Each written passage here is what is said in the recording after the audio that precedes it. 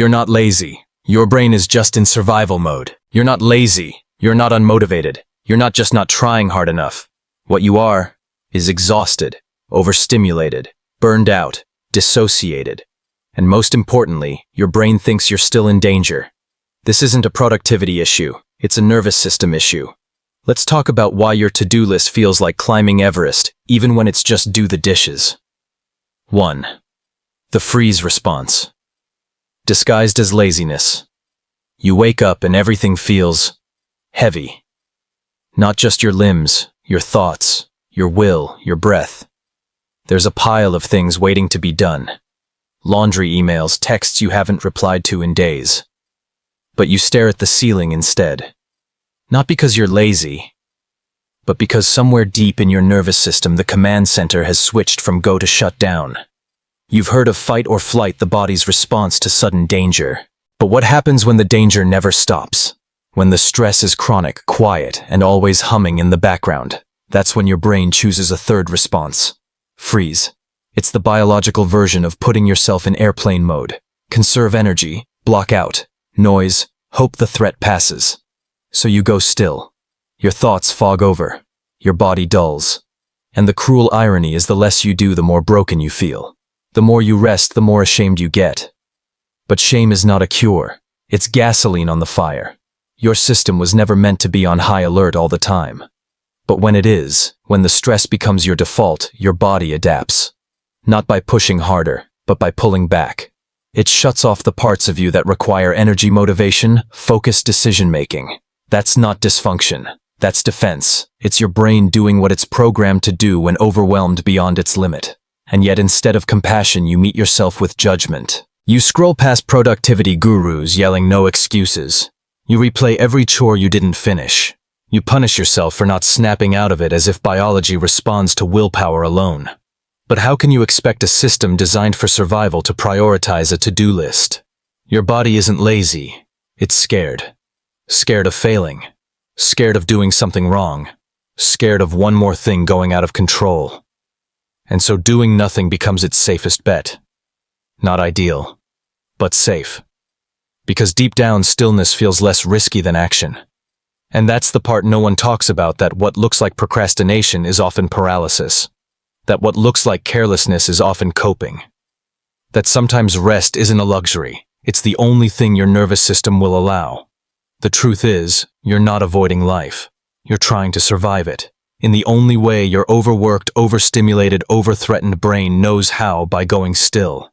So the next time your mind screams lazy, pause, breathe. Translate it correctly. I'm overloaded and I need care, not criticism. That is not failure. That is a body asking for safety in the only language it remembers. 2. Chronic stress. Rewires your brain. You think it's a motivation problem. That if you just tried harder, woke up earlier, forced yourself through the fog, you'd get things done.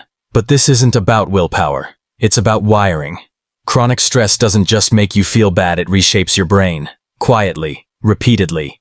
Until you're not functioning in clarity anymore, but in defense. Here's what happens. Your amygdala, the fear center of your brain, starts firing off like a smoke detector, with low batteries, constantly alert, constantly scanning for threats even when there are none. Meanwhile, your prefrontal cortex, the part of your brain responsible for planning, reasoning, focusing, starts to dim. Because when your brain thinks you're in danger, it diverts all its energy into survival, not self-improvement. That's why your thoughts get scattered. Why simple decisions feel impossible. Why you reread the same sentence 3 times and still feel like you didn't absorb anything. It's not a character flaw. It's a chemical shift. Over time, this becomes your new normal. You wake up already tense. You start avoiding tasks not because they're hard, but because your brain interprets anything new as risky.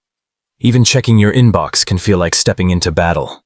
And when you finally do push through, it's not with excitement, it's with dread. And the worst part, you blame yourself. You call it laziness. You call yourself unreliable. But your brain isn't trying to sabotage you. It's trying to protect you from burnout, from failure, from more pain. It's running an outdated operating system designed for survival in the wild, not emails and deadlines. You weren't meant to live in constant vigilance. Your nervous system wasn't built for never-ending pressure. But modern life doesn't give you the luxury of recovery. It rewards output and punishes stillness. So you keep pushing, until your brain pushes back with fog-fatigue detachment, and still you wonder why you can't get it together. But what if your brain is already doing exactly what it was trained to do? Not thrive, not shine, just survive. This isn't your fault. It's your biology. And until your body feels safe, no amount of planners, apps, or self-shaming is going to fix what stress has silently rewired. You don't need to force more discipline. You need to create more safety. Because clarity doesn't grow in chaos, it grows where the body finally exhales. 3. Shame makes it worse. Here's the cruelest twist in the entire cycle. It's not the exhaustion that drains you most, it's the shame that follows.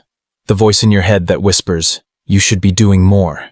The one that compares you to everyone else's highlight reel. The one that turns every pause into proof that you're failing. That voice isn't truth, it's trauma in disguise. Because the moment you freeze, your inner critic kicks in, not to help but to punish.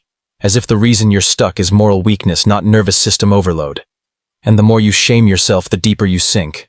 The less you believe in your ability to act. And the more dangerous rest begins to feel. You don't just feel unmotivated, you feel undeserving. But shame doesn't produce movement, it produces paralysis. It tricks your brain into thinking stillness is bad and action is redemption. So every time you stop to breathe, to think, to heal, you feel guilty. You think, "I'm falling behind," when really you're finally listening to a body that's been screaming for a break. Society reinforces this cycle. Hustle culture glamorizes burnout. You're told that pushing through pain is noble, that winners don't rest, that if you really wanted it, you'd never stop. So when you do stop, even for a moment, you feel like a fraud. You internalize the pause as failure, not healing. And the real damage, you begin to equate self-worth with productivity. You start measuring your value by how much you can produce, complete, perform. When you're active, you feel okay. When you're not, you feel broken. That's not balance. That's bondage. Your body needs rest, but your mind has turned rest into an enemy. So even when you stop, you don't truly relax. You scroll to distract, binge, to numb, multitask, to stay just busy enough to avoid the voice inside that says, "You're wasting time." But you're not wasting time. You're trying to survive in a system that praises output and ignores emotional capacity. What no one teaches you is this: rest is not the reward, it's the requirement. You don't have to earn it. You don't need to apologize for it. And most of all, you don't need to shame yourself for how long it takes to feel human again. Shame doesn't heal you. Kindness does. Gentleness does. Reassurance that you are still whole even when you're still. You are not lazy. You are not weak. You are healing from a lifetime of being told your worth depends on how fast you move. And the first step out of that shame spiral is to stop believing the lie. 4. What you actually need.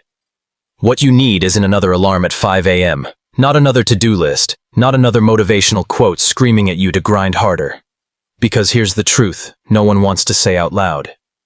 You don't need more discipline, you need more safety. Your nervous system doesn't respond to pressure with performance, it responds with panic. And you've spent so long in fight or flight that rest now feels unfamiliar. So unfamiliar that you start to distrust it. Like if you let yourself slow down, you'll fall apart. But you're already falling apart by pretending you're fine. The hustle didn't fix it. The productivity tools didn't fix it. The guilt sure as hell didn't fix it. Because the problem isn't your routine. It's the fact that your body still thinks it's living in a battlefield. And in a battlefield, nobody cares about journaling or meal prep or replying to texts on time. In a battlefield, the goal is simple: survive the day. So what you actually need is to stop fighting yourself. To stop treating your fatigue like a flaw. To stop using shame as a form of self-motivation. What you need is regulation. A nervous system that knows what it feels like to be calm without the crash. You need slowness that isn't punished. Stillness that isn't weaponized. Rest that doesn't have to be justified with productivity afterward. Start with one small thing. Not a huge change, just a shift. Drink water like it matters. Step outside without checking your phone. Let a task go just to prove that your world won't collapse if you disappoint an expectation. Let silence sit without rushing to fill it. Your healing won't come in a flash. It will come quietly in the moments you choose not to abandon yourself when you feel unproductive. In the seconds you offer comfort instead of critique. In the space you give your body to come down from years of tension. What you need is permission to not be okay. To not have all the answers. To be a person, not a project. Because rest isn't what you do when everything else is finished. Rest is how you remember you were never broken to begin with. You're not lazy. You're running on a system that's been in survival mode for way too long. Your healing won't be loud. It won't be glamorous. But it will be real. Take the nap. Skip the guilt. Reboot not because you have to, but because you finally deserve to. Like, share, or comment if this helped reframe how you see yourself. Your brain may not trust it yet, but your body has been waiting for this peace.